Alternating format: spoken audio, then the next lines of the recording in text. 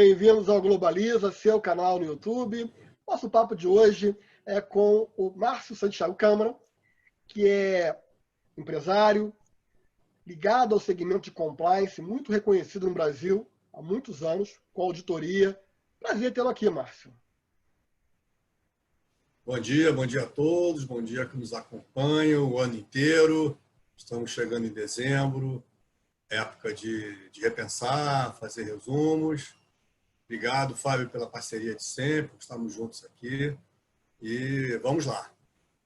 Bom, eu quero pedir a você que nos acompanha que, desde logo, já deixe o seu like, que você compartilhe o programa e que você reflita sobre todos os temas que são tratados aqui. Hoje, eu e o Márcio vamos aproveitar esse mês de dezembro. O mês de dezembro, historicamente, é um mês de reflexão. É um mês onde a gente avalia o que passou, tanto na nossa vida privada, quanto na nossa vida enquanto empresas. A gente avalia e trazendo isso para o Globaliza hoje, sem, obviamente, deixar de lado um fato ou outro que aconteça na nossa semana, importante, o ano não acabou. Mas, Márcio, topa fazer aí uma retrospectiva 2020 de um ano tão difícil como esse? Claro, opa, vamos lá. Acho que é um ano que não é difícil fazer uma retrospectiva. Difícil vai ser resumi-la, né? Verdade. Vamos... Bom, eu acho, Márcio, que 2020 não tem como não falar de Covid. Covid é um tema que é abordado de forma direta ou lateral em quase todos os assuntos: política, economia, relação de trabalho, tributos, relação entre países. A Covid, ela é a pauta do dia. Existe, acho que, um mundo antes da Covid, durante a Covid, e, por certo, haverá um mundo pós-Covid, a gente espera melhor, que mais preparado, porque pandemias ao longo da história, a humanidade já passou por algumas, já superou algumas que foram tão difíceis quanto essa. Ouso dizer que foram até mais difíceis, porque não tínhamos o aparato tecnológico capaz de mensurar, tratar com eficácia. Se os números hoje são assustadores, imagina a gripe espanhola, a peste negra e outras fatalidades que decorreram no mundo.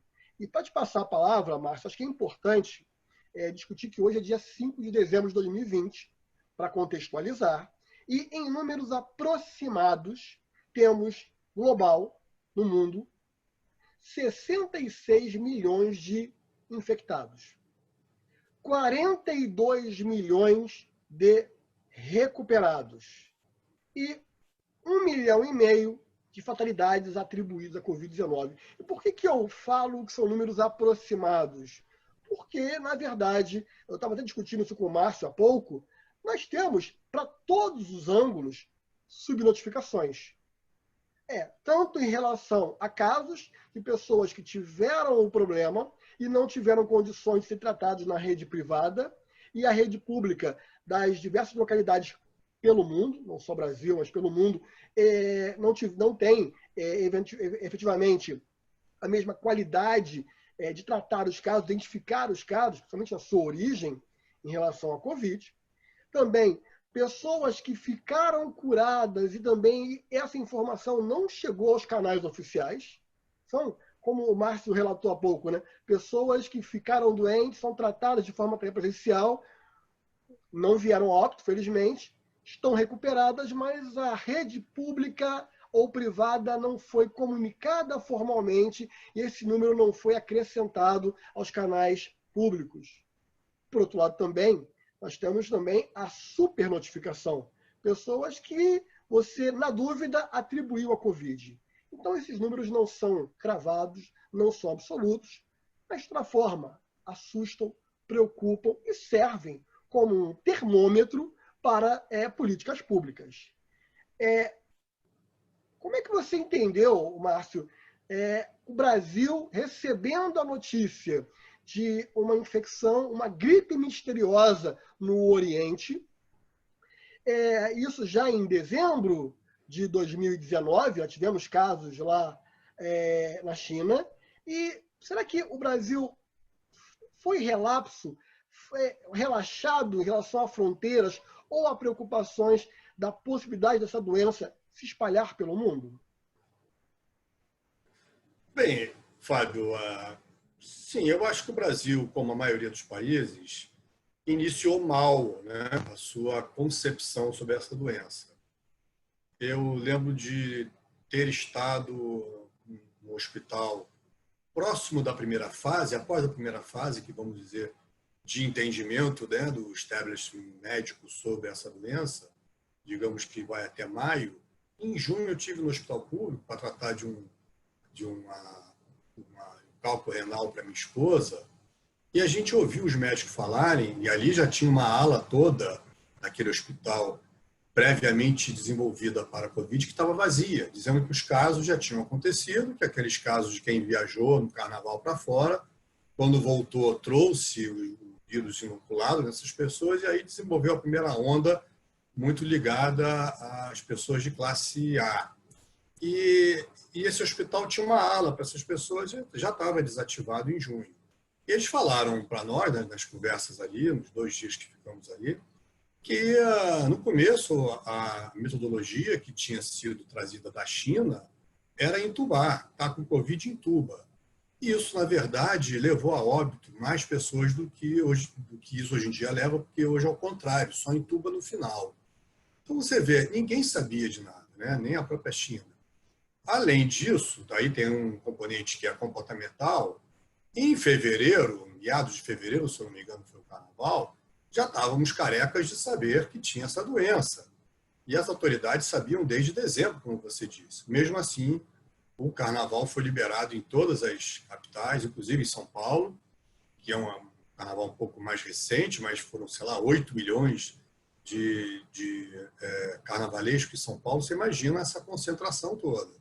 Então, teve uma liberdade de costumes aí, e nessa hora, diga-se, nem os progressistas, nem os conservadores defenderam os seus costumes, liberais ou não. O costume foi, vamos fazer o carnaval e pronto. E aí foi feito o carnaval. Isso gerou realmente uma potencialização de contaminação. Então, o país não recebeu bem, sem dúvida nenhuma. Agora, o país reagiu ao longo do tempo, a capacidade médica, o conhecimento, nós temos uma ótima medicina aqui, o comportamento de alguns governantes ou prefeitos, o governo federal, que embora não tenha ajudado, que já de início recebeu uma decisão do Supremo de deixar isso a cargo dos governadores. Eu achei essa decisão muito preconceituosa, como quem diz, olha, você não tem capacidade, então nós vamos tirar de você e vamos avisar todo mundo que tiramos de você essa prerrogativa presidencial. E tiraram, contra, inclusive, a igualdade de poderes. Obviamente, Bolsonaro especula sobre isso, né? Ele usa isso também, mas ele fez, como um bom homem de direita que ele representa a direita, ele fez o aporte de recursos em todos os municípios. Ele mandou equipamentos, mandou remédios, ele de fato fez o que coube ele fazer. Ele não traçou política, mas ele apoiou os municípios. Não é muito divulgado, mas isso foi feito. Então, o país reagiu bem. Ele começou mal e reagiu bem. E para concluir, hoje, quando você falou a esses números globais de recuperados sobre infectados, o Brasil é o que tem a melhor taxa de recuperados, 90%, algo assim, dentre os 174 mil infectados são os recuperados. Tem uma capacidade de recuperação maior. Não sei se é porque é um país tropical e o clima favorece, mas a taxa do Brasil de recuperação é a mais alta entre todos, algo que eu lembre da última vez que eu vi isso, lá para outubro, novembro. Então, é isso. Eu acho que teve realmente um início lento, um pouco rejeitando isso, vamos fazer o carnaval de qualquer maneira, depois vieram aquelas mortes mais por um conceito de entubar antes de tudo, e após isso o Brasil parece que conseguiu dominar um pouco essa pandemia a ponto de gerar um planalto. Já tem uma segunda onda, mas a primeira onda não foi declarada como terminada. É engraçado, né? Tem uma segunda onda, mas para isso tinha que terminar a primeira, e ela não terminou. Na verdade, é uma outra cepa que está aí, eu acho que sim, mas o Planalto continua, né? Não teve o pico e vale, e acho que isso vai se estender. Bom, e até para ser muito justo, o globalismo ela tem essa preocupação, né, de não tratar a informação ou o fato. Acho que as interpretações podem ser variadas, mas o fato, ele persiste, ele é a base do nosso debate. Eu estive em janeiro, Márcio, na Europa. Eu fui a Londres, eu fui a Lisboa, eu fui a Madrid e também estive em Paris. E realmente em nenhuma dessas localidades, todas elas, o fato foi em janeiro, então já em dezembro, com notícias da China, mas não houve nenhuma mudança em relação às rotinas, perceptível para o nacional ou o estrangeiro. As atividades que eu pretendia fazer, realizei todas de forma muito normal. Então, eu acho que o mundo inteiro, num primeiro momento, subjugou, entendeu que a informação não era tamanha assim, que era uma gripe que não tinha esse potencial de levar a óbitos, como efetivamente se mostrou. Agora, no momento em que a coisa muda de figura, que o cenário se torna mais claro, a realidade do combate, que é o ponto que você levantou, ganha proeminência. E talvez o governo brasileiro tenha patinado muito no início. E aí você tem o presidente da República que perdeu o ponto de ser o líder do combate a esse inimigo que é a doença. Os governadores, os prefeitos passaram a ter muito mais projeção. Isso é ruim. E a própria mudança, o próprio bate-cabeças dentro do governo foi muito grande. Tivemos o ministro Mandetta, médico, com as suas entrevistas coletivas, objeto de críticas positivas e negativas, depende do sabor do analista. Na sequência, e ele deixou o governo por claramente discordar das orientações do presidente, ou talvez tivesse o presidente discordado das informações do seu ministro, até porque o técnico, em geral, é o ministro e não o presidente. Na sequência, tivemos o ministro Tais, também outro médico conceituado, um farol do governo na busca pela solução. E teve uma passagem meteórica. Não muito claro o motivo da saída, se por não concordar com a presidência ou, enfim, desalentado com os rumos do Ministério. E aí tivemos, interinamente, o ministro Pazuello, que é versado em logística, não tanto em medicina, e agora grandes críticas também se a logística está sendo bem analisada, com lotes de testes aí, pedindo-se a prorrogação de validade. Será que temos seringas suficientes para atender ao Brasil inteiro? Como é que vai ser essa logística? Ou seja, o grande ponto forte do ministro também em xeque. Nessa retrospectiva 2020, essa discussão em torno do Ministério da Saúde atrapalhou? Foi atrapalhada? Como é que você vê isso, Márcio? Sim, a discussão, a repercussão atrapalha também, né? A discussão, com certeza, que vem antes da repercussão. Mas antes disso, tem um embate aí de ideias, meu ver, né? Eu, todo dia em março, não foi? O primeiro-ministro da Saúde, o Mansueto, né? Não é isso? O primeiro-ministro da Saúde? Isso. Mandetta? Mandetta, desculpe, tantos não pareciam.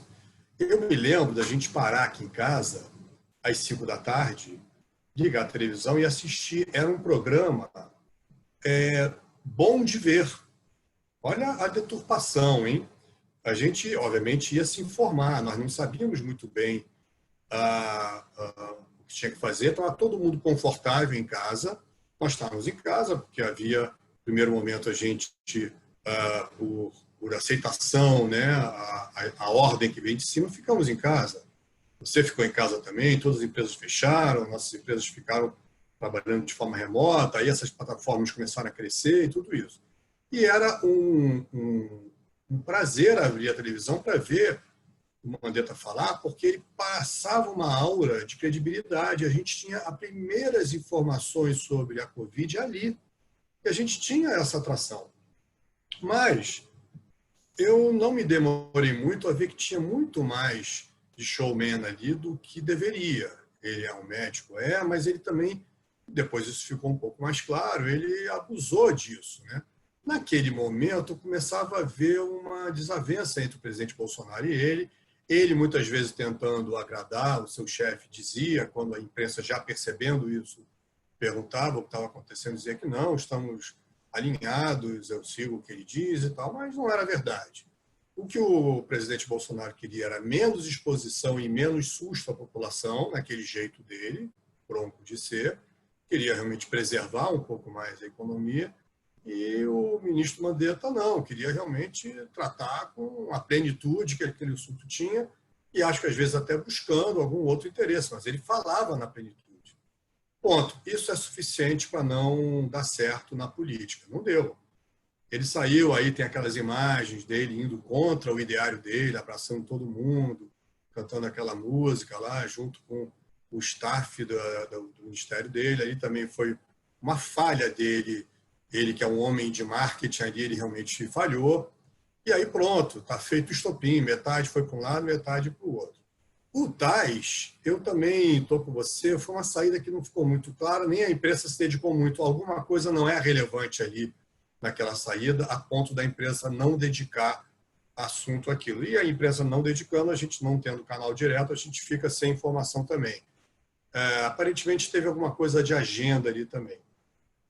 O atual ministro, ele é realmente um homem militar e que tem a logística na mão, né? Ele trouxe um certo equilíbrio, não se fala mais muito nisso, né? Isso é que é engraçado, né? Do tipo no news, good news. Então, acho que chegou ao equilíbrio, ou o assunto já está esgotado, ou o mal já está feito. Quando em política alguma coisa deixa de ser reportada, ou que não virou mais um ativo, o assunto está esgotado, ou se não está esgotado, mas o mal já está feito, e o mal está feito. Estamos discutindo isso aqui, né? E isso é uma pena, porque no meio de uma pandemia não era para acontecer isso. Agora, não foi só aqui, né? Aconteceu no mundo inteiro. E é isso. Então, eu vejo que o governo teve uma reação lenta a tudo isso e uma troca de ministros devida, tinha que ter, eu acho, até chegar a um ponto em que realmente você tem a coisa funcionando automaticamente, os governos e as prefeituras assumiram, cometeram falhas, a prefeitura nossa aqui do Rio foi useira e vezeira em abrir e fechar a escola, abrir e fechar, tinha medo do risco em abrir, depois tinha medo do risco em fechar e ficava indo e voltando num movimento que a mim me pareceu protetivo, autoprotetivo à própria prefeitura, mais do que ao cidadão. Então é isso, eu vi essa dança de ministros dessa forma, e acho que agora ou não tem muito mais o que fazer, já está se cuidando dessa estabilidade aí, que parece que está nesse planalto, vamos ter que conviver com essa doença, ou realmente esse ministro acertou a linguagem junto com o presidente, mas também a imprensa não anda batendo muito nele. Também é algo que eu acho notável isso. Essa questão da imprensa, da relação com o novo ministro, realmente é um ponto que a gente tem que analisar. Eu vi uma entrevista dele recente, já não tão recente, mais ou menos um mês, colocando que nenhuma vacina estaria descartada, todas aquelas que fossem viáveis, que fossem aprovadas, estariam sendo importadas e, enfim, obviamente uma análise de preço, benefício, logística, tudo isso seria equacionado, mas logo depois foi desautorizado pelo chefe, olha, certa vacina, essa não. Tem um ambiente político aí por trás dessa vacina? Tem. Certamente tem. Agora, eu acho que que é só um ambiente político. Eu acho que o poder executivo não chega a tanto de dizer que vou escolher a vacina que quero. A gente vê pelas atuações do Supremo Tribunal Federal que, ante assuntos até de menor importância, acabam eles entrando, enfim, determinando vetos ao poder. O Supremo tem poder de veto, determina vetos ao poder exorbitante deste ou aquele assunto que o Executivo venha a noticiar, ou venha a avisar que vai tomar, né? Então, acho que não seria difícil o Poder Judiciário atuar dessa maneira. Eu acho que tem bravatas ali, né? O governador Dória, sabendo que o presidente Bolsonaro é muito à direita, obviamente ele escolhe uma vacina de um país comunista, tá certo? Inclusive é o país que iniciou esse vírus e sobre o qual recaem uma série de acusações, algumas já fundadas, né, fundamentadas, né, de que eles atrasaram 3 semanas a comunicação ao mundo, como a União Soviética atrasou também a comunicação a Chernobyl. Eu lembro do governo americano dizendo que a União Soviética tinha a obrigação de dizer o que estava acontecendo, e se deu algo parecido agora com o início dessa pandemia. Então, qualquer vacina que venha de lá, existe uma certa desconfiança, até porque eles não vacinaram lá, não fizeram esse lockdown danado, foi só no começo, depois cresceram, estão com o PIB explodindo. Há uma desconfiança compreensível. E o governo de São Paulo vai nessa vacina porque ele sabe que o Bolsonaro não resiste, vai cometer falhas, como está cometendo, indo contra essa vacina, que não deixa de ser uma das vacinas disponíveis, ótimo. Mas, em vez de tratar assim, o Bolsonaro vai contra o governo Dória. E aí escolhe uma vacina anglo-saxã, por exemplo, para chamar de sua, né? Essa é a falha do Bolsonaro, semelhante e rebatida à falha do governador Dória. Então, evidentemente, ali, ninguém está pensando na saúde pública, sendo muito liberal aqui, muito franco. Ali, eu acho que ninguém está pensando em qual é a melhor vacina que vai nos proteger, nós cidadãos, brasileiros ou paulistas, ou paulistanos, ou paulistas brasileiros, como diz o Dória. Estão pensando realmente numa corrida, quem vai ganhar primeiro essa corrida. Tá com cara de que o governador Dória há de ganhar, nós comentávamos aqui antes até, né? Mas virou uma corrida. Aliás, Fábio, o nome da vacina russa, que a gente deixou um pouco de lado, vou trazer, é Sputnik. Já é um nome ruim para uma vacina que pretende salvar a vida, porque Sputnik lembra que na corrida espacial Yuri Gagarin foi o primeiro que, usando o Sputnik, chegou ao cosmos, né? E aí produziu um efeito dentro dos Estados Unidos que fez o homem chegar à Lua depois para poder dar o troco, digamos assim. Ali era uma corrida. Mas aqui, chamar de Sputnik uma vacina para dizer, olha, chegamos primeiro, somos a Rússia, é a segunda vez que temos o nosso Sputnik. Também você vê que no mundo inteiro, não só aqui, isso vira um assunto político e não necessariamente um assunto de saúde pública. Eu percebo, Márcio, que é a tentativa de se tornar o grande herói, ser o salvador. Exatamente. A população, ela procura heróis. Eu acho que o ex-ministro, o ex-juiz Sérgio Moro foi, para o ideário comum, um grande herói contra a corrupção. Foi. A entrada dele no governo foi algo muito positivo. Embora a eleição do presidente Bolsonaro não se deva a ter composto previamente com Sérgio Moro, foi um ato muito bem recebido por todos, exceto por alguns partidos de oposição, a entrada do Sérgio Moro no ministério. Mas foi um tiro positivo a entrada. Foi um tiro negativo às desavenças, à imposição em relação o que se diz, né? E aí, obviamente, que a história será o nosso juiz. A história vai estabelecer com precisão qual a narrativa fática que verdadeiramente é casada com a verdade. Muito se fala, mas a gente não está no Planalto, a gente não está no gabinete, eu não posso aqui aferir qual foi o fato que efetivamente levou a saída do Sérgio Moro, ou se foram vários fatos encadeados, mas a versão dele é que a imposição de um delegado para chefiar a Polícia Federal, por interesses não muito republicanos, foi o estopim, foi a gota d'água. Sérgio Moro foi o herói que não deu certo? Não. Essa é uma simplificação perigosa, embora seja tentadora, né? Ele foi o herói que, no momento certo, deu certo. Devemos a ele toda essa nova cultura de prevenção à corrupção, né? E a reboque da Operação Lava Jato. Desculpe. A reboque da Operação Lava Jato. Houve uma nova lei que foi promulgada pelo governo Dilma, que é a lei anticorrupção, que é muito boa, e obviamente, naquele momento, ele foi um herói que, para o momento, deu certo. E deu certo mesmo, a gente deve muito a ele, foi muito hábil na condução.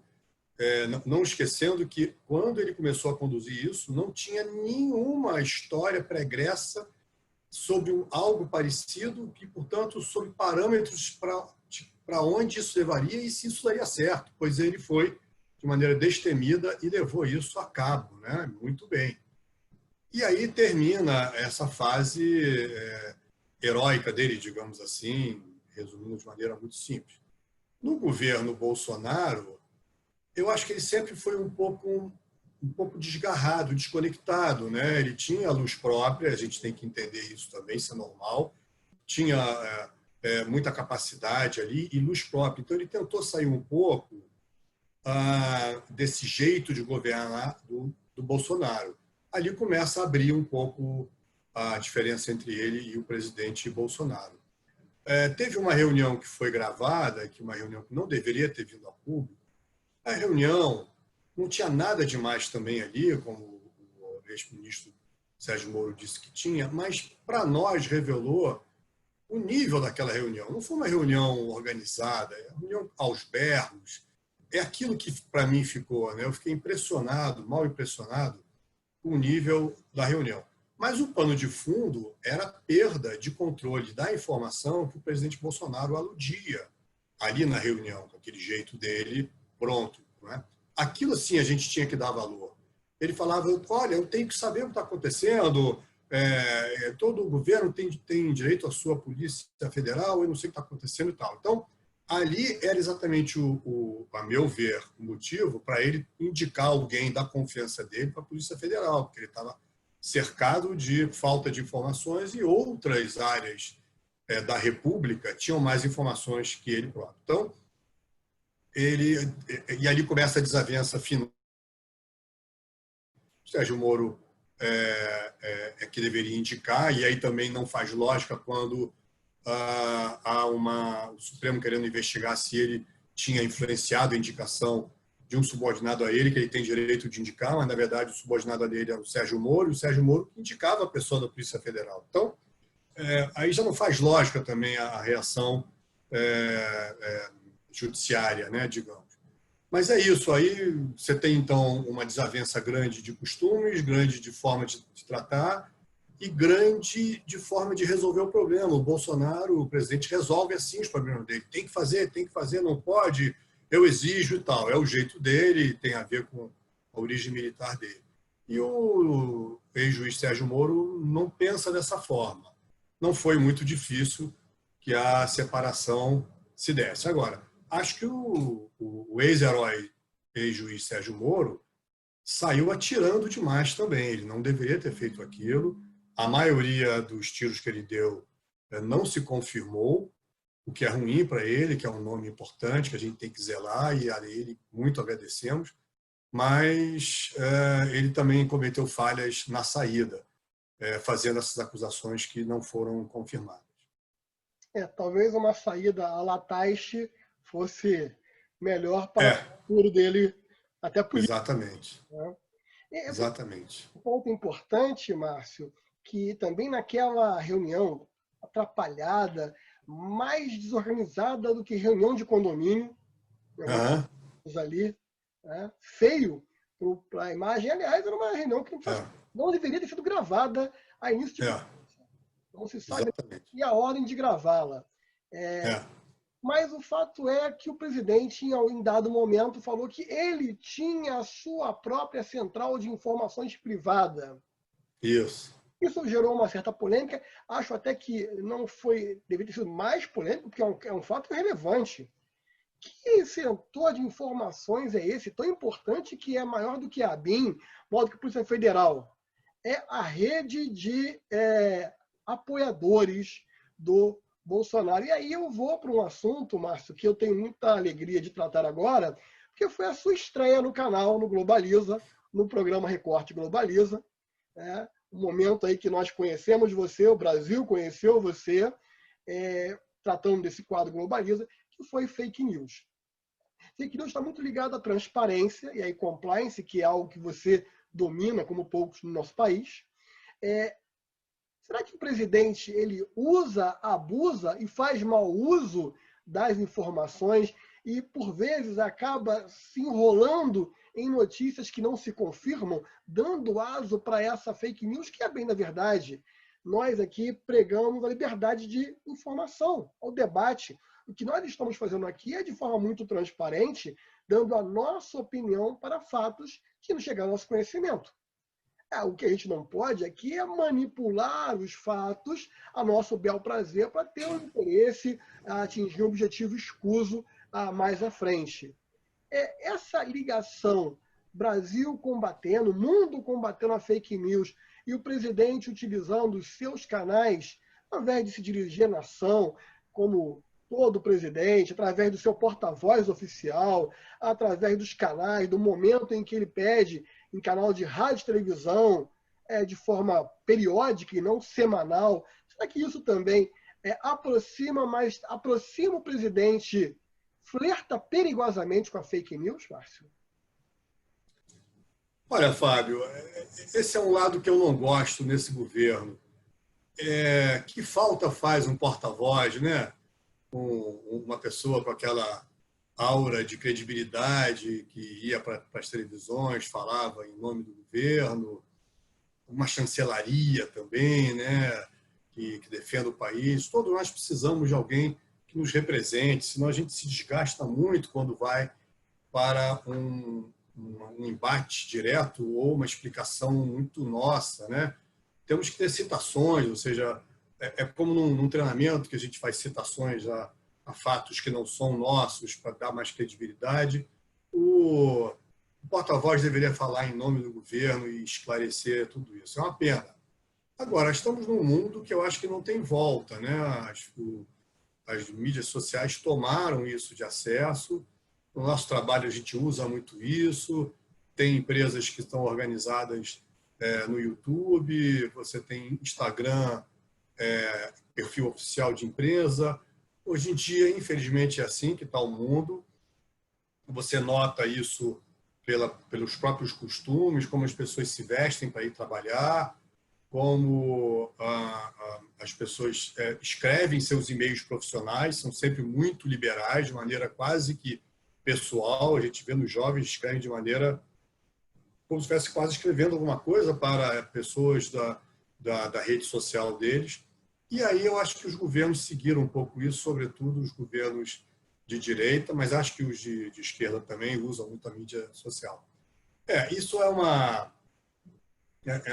um exagero o uso que é feito disso pelo governo. Alguma modernidade teria que existir, a gente teria que ter as redes sociais para casos específicos, mas usa-se as redes sociais como se estivesse conversando num bar. Isso não deveria ser assim. Tem também ali aquele lugarzinho que o presidente fala todo dia à tarde, ali no Palácio da Alvorada. Ali eu acho até simpático e tudo, mas ele também exagera muito ali. Parece que ele complementa algumas explicações dele que não fez, usando os canais oficiais ali naquele momento. Então, é uma maneira de se comunicar. Enfim, ele adotou essa forma. Agora, nós estamos aí também, não podemos esquecer, cercados pelos filhos, ou pelo menos um deles, mais do que o outro, que também usam muito isso, né? E aí não são pessoas autorizadas, né? São parlamentares, evidentemente, foi eleito, não tem nada demais, mas acho que entram muito nessa história e gerando mais polêmica. Evidentemente, a questão, por exemplo, com a China, eu até gostei da resposta da nossa chancelaria quando disse, olha, aqui é um país livre, ele é um parlamentar, pode falar, tem garantia constitucional, ele vai falar o que ele quiser. Como quem dissesse, daqui não é igual aí. Essa resposta da chancelaria, para mim, foi muito boa, porque é livre. Agora, o que está por trás do pano de fundo é um uso de uma rede social de um parlamentar que, por acaso, é filho do presidente. Acaba não dando certo, embora ele tenha direito. Então, você vê, se ele não usasse isso dessa forma, talvez ele tivesse mais razão. Por quê? Porque a Índia está fazendo a mesma coisa com a China, de que o filho do presidente também se queixou e disse, olha, a gente não vai usar essa tecnologia da China aqui, porque não queremos que nossos dados sejam vazados para o Partido Comunista Chinês. Foi o que ele disse.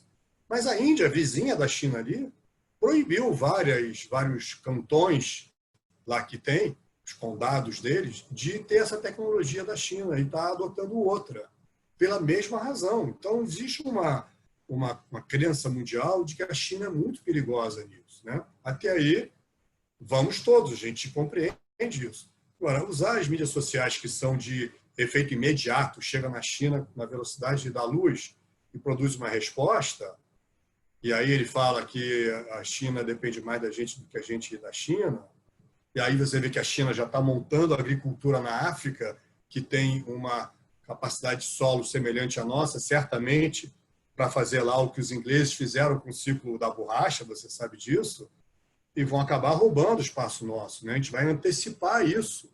Nós não precisamos disso, nós estamos muito bem no agronegócio aqui e a gente abastece boa parte dos 1,4 bilhões chineses. Então, acho que não faz bem usar a mídia dessa maneira assim, intuitiva, vamos dizer, vulgar. E aí eu gostei mais da resposta da chancelaria à China do que desse tweet passado pelo filho do presidente. Eu acho que a grande preocupação, Márcio, acho que não a liberdade de opinião. Eu acho que o filho do Bolsonaro, como parlamentar, mas independente disso, de como cidadão, ele pode externar a opinião dele. Mas é uma opinião pautada num sentimento, numa fé, numa crença, e não necessariamente em fatos. Obviamente é um discurso vazio.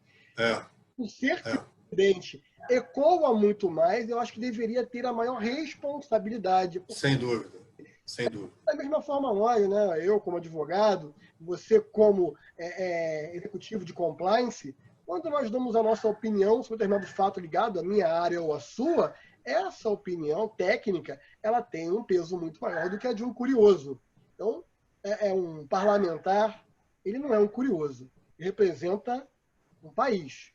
Isso. A preocupação, principalmente, de um país onde se estabelece, se discute um possível gabinete do ódio. Sem dúvida. Eu queria só fazer um comentáriozinho, eu sei que você vai prosseguir. Eu tomo muito como exemplo do que seria o adequado. Posso queimar minha língua, posso ter esquecido de um fato recente. Mas o comportamento da família real britânica, que tem enorme poder e importância lá, e cujos filhos não fazem comentários políticos. Obviamente, tem lá aqueles problemas de filhos que cometem um deslize comportamental ali próprio da sua vida social. Até aí é ruim, sim, mas não é disso que estamos falando, sim de comentário político. Eu não vejo muito na família real, que poderia falar também pelos cotovelos, mas não vejo, eles respeitam um pouco aquela monarquia, evidentemente, respeitam quem está como chefe de poder, né? E, embora tenham poder garantido por hereditariedade pelo sistema político deles, eles não são dados a falarem. Posso estar errado, mas esse seria um bom exemplo que se aplicaria aqui para os filhos do presidente. Perfeito, concordo. Eu acho que eles foram criados com essa responsabilidade do peso de representar ali uma monarquia e sabem que o que eles falam ganha uma repercussão, somente na Inglaterra, onde os jornais são conhecidos pelo sensacionalismo. Então, qualquer coisa fora do fundamento, eles vão pagar um preço muito caro, né? Paparazzis lá que contam a história da família real britânica. Bom, meu caro internauta, 2020 foi um ano, está sendo um ano repleto de informações internas e externas. Não temos como esgotar, aqui eu estou sendo avisado pela produção que o nosso tempo, o nosso bloco de hoje já foi até ultrapassado, mas eu queria enterrar esse primeiro bloco de retrospectiva. Vamos continuar sábado que vem, quero já contar com o Márcio aqui para a gente discutir mais assuntos de 2020, mas o último momento agora da retorno às aulas. Tivemos aí o Ministério da Educação divulgando uma nota e, obviamente, já voltando atrás na orientação e não determinação para que em 2021, em janeiro, as aulas presenciais fossem retomadas. Não é um pouco prematuro, considerando que os nossos órgãos de controle de saúde pública sequer aprovaram uma vacina estabelecer que daqui a mais 3 semanas a vida volta ao normal, Márcio? Sim, é sim. É prematuro e é inseguro, porque a gente não sabe o que é o correto nessa história. A gente atacou um pouco os prefeitos e governadores, com todo respeito aqui, hoje, nessa primeira das duas metades aí de retrospectiva, mas eles também não sabem, ficaram nessa solta, libera, volta, é muito difícil. Os pais também, agora que os pais, sobretudo falando em ensino para creche e menor de idade, ensino fundamental, os pais agora determinaram que no final de ano não voltam mais às escolas. Acho que é uma decisão muito compreensível, né? Muito. Voltou aí uma onda nova, tem uma onda nova, melhor dizendo, e ninguém vai absorver nada nessa época do ano. E a minha esposa trabalha numa creche muito renomada aqui, tinha, sei lá, dezenas de alunos, 50 ou 60 alunos, tem 7 famílias só. Então, e você vê que essa decisão já está tomada pelo cliente, né? O cliente já tomou isso. E daqui a 3 semanas não há uma perspectiva de que isso vá melhorar. Ao contrário, Fábio, eu nunca vi tantas pessoas que eu conheça tendo Covid. Na primeira onda, né, do Covid, eu não via ninguém. Ninguém que eu conhecia teve Covid. Aqui no condomínio, um funcionário teve, o outro também. Agora, boa parte do condomínio está com Covid, são pessoas de idade, inclusive, e tivemos na família pessoas que tiveram Covid, e amigos, sobrinhos, compadres, é uma profusão de gente ao nosso alcance que tem Covid nessa segunda onda. Há uma explicação social para isso, a gente já sabe, não vamos gastar tempo aqui, mas está acontecendo. Então, obviamente, não dá, num quadro desse, dizer que daqui a 3 semanas vamos abrir tranquilamente as aulas. Acho que não. Acho que dá para dizer que vai ter uma reunião. É porque nos Estados Unidos você tem os condados e você, quando vota para xerife, para igreja, para pastor, para escola, você consegue reunir o county ali e você tomar decisões próprias, né? Aqui não é assim, a gente fica esperando a decisão do prefeito, né? E vamos ver aí a nova prefeitura chegando, o que faz, mas eu diria que não tem nenhuma ciência agora que consiga dizer que daqui a 3 semanas a gente possa abrir as aulas. Ao contrário, tem esse ciclo todo, tem que passar, e aí entender que não terá uma terceira onda, ou que se tiver não vai ser uma onda, vai ser um convívio, a gente vai acabar convivendo com o vírus. Eu vou só lembrar uma coisa que eu ouvi esses dias, num programa que eu assisto, teve alguém que leu a capa da revista Veja de 2011, quando aquela SARS número 3, eu acho, não sei, estava chegando, vinha do Japão, você começava a ver todo mundo de máscara e tal. A matéria era o seguinte, a SARS matava muito mais do que a Covid-19, tá? A taxa de letalidade era muito maior. A matéria era dizendo, olha, é mais uma SARS, vamos conseguir conviver, os procedimentos normais vão dar cabo disso. E ponto. Não se falou ali em reclusão, em confinamento, isolamento social e profissional, nada disso. Então, teve muita coisa política também nesse início que determinou esse controle todo sobre nós. Mas eu acho que vai acabar a gente convivendo com o vírus, tendo remédios mais adequados, a vacina deve ajudar muito, mas isso não é agora, né? Isso vai ser depois de janeiro, né? Essa vacina do governo de São Paulo era para ser em novembro, era para ser em dezembro, vai ser em janeiro, né? Ainda, não sei se a Anvisa vai aprovar. Então não dá para apostar nisso, acho que é um pouco jogo político ainda, resquício desse jogo político, pós-eleitoral, inclusive. Bom, Márcio, até para ser justo com prefeitos e governadores, no futuro será muito fácil ser juiz ou ser engenheiro de obra pronta, julgar os nossos prefeitos e governadores. Mas, a bem da verdade, se diz que são decisões que foram tomadas mais liberais ou mais preventivas no momento em que pouca informação tinha sobre o vírus. Então, eu reputo que cada um buscou fazer o seu melhor com as informações que tinha, exceto aqueles que aproveitaram o momento para malversar, para utilizar, envolvidos aí em licitações escusas. Esses, eu acho que o rigor da lei, porque é um crime contra a humanidade. A corrupção no Brasil tem que ser combatida sempre. Então, qualquer governante, administrador, pessoa pública envolvida em maus feitos tem que ser punida com o rigor. Quero agradecer a você, Márcio, por esse primeiro bloco de retrospectiva. Foi muito importante passar, é um desafio, né? A gente voltar no tempo, construir os fatos e ir lembrando e criticando. Mas, com a sua ajuda, se tornou mais fácil a tarefa. Muito obrigado. Eu que agradeço. Ô, Fábio, você conduz muito bem, nos deixa à vontade, favorece aqui o desenvolvimento, né, do que a gente quer passar para o público, nossos que nos acompanham. E gostei muito, foi uma retrospectiva que a gente fez com muita tranquilidade, embora a gente esteja voltando a 6 meses atrás, ou 7, mas os fatos foram tão gritantes, vamos dizer assim, que não foi muito difícil a gente resgatá-los e tentar sermos fiéis aí com essa retrospectiva. Eu vou antecipando um pouquinho o seu desfecho, já também colaborando com ele. Aguarde agora, peço que os nossa plateia que nos assiste, que aguarde aí a segunda edição da retrospectiva, no dia 12 de dezembro, em que traremos mais notícias e a despedida final do ano, com um olhar para o ano de 2021.